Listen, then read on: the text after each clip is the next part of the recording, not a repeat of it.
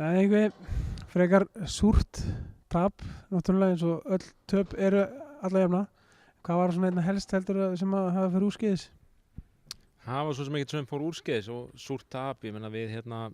ákvað það að nota allan hópinn fyrir leikinn, en við töpum svo sem ekkert af því, við töpum af því að við hittum ekki skotum og svo vorum við kannski óhefnir, þú veist þú veist svona í seinni hálfleik þá bara breytum við vörn og við erum bara í maður og mann og við erum að æfa okkur að elta menn og sjá hvort að við getum ekki dekka boltan, þú veist, við erum að prófa, þú veist, Danni að spila fyrsta leikinn sinn og ákvað að keyra þetta svona eins og ungu strákunum hana í þriðja og byrjun fjórða en svo kom bara, þú veist, þegar við höfum tækifæri þá bara hittum við ekki ofan í opnu skotunum. Já, það svona helsta, bara maður þarf að klára þau. Það munar náttúrulega svolítið mikið Nebojsa. Já, og svo má ekki gleyma því að við missum Huga út í byrjun þriðarleikluta með skurð og við missum Adam, hann spilar ekki allan leikinn, þannig að það sér við án 3 leikmanna sem hafa verið að byrja fyrir okkur meira og minna síðustu leiki og þannig að ég er bara stoltur af strákunum. Já, þetta var nokkuð gaman að fylgjast með hann og Daniel á móti Everett, ég held að hann hafi skorað 5 stig á hann reyndar en þetta tók svolítið orku úr honum, hann er greinilega öflugur á fótunum hann Daniel.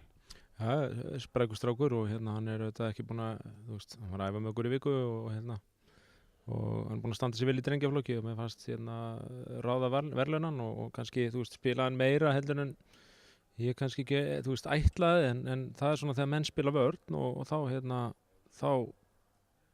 búið þessi til mínútur, þá er auðvelt að spila mönnum, þannig að ég var bara sátt með hans framlag ásamt sko hjá fleirum, Helgi kom sterkur inn og þú veist, bara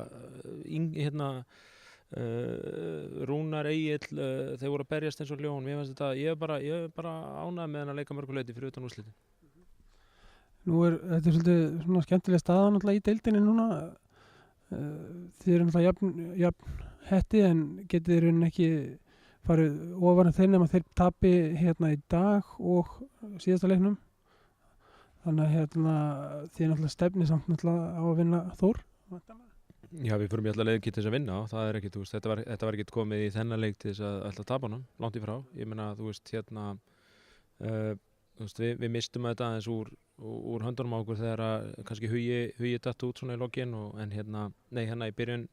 seinni hálfleiks en auðvitað förum við norður til þess að vinna og en það voru aðeins erfiðara og aðeins öðruvísi ég ger ekkert endilega ráð fyrir að Adam sé að fara núna og ég ger ekki ráð, þú veist, ég ætla að hvíla Nebo, það er bara ákveð þannig að það verður eitthvað. Þetta er eins og staðan er sko, þá geta liðir rauninni kannski í síðustu umferðinni svolítið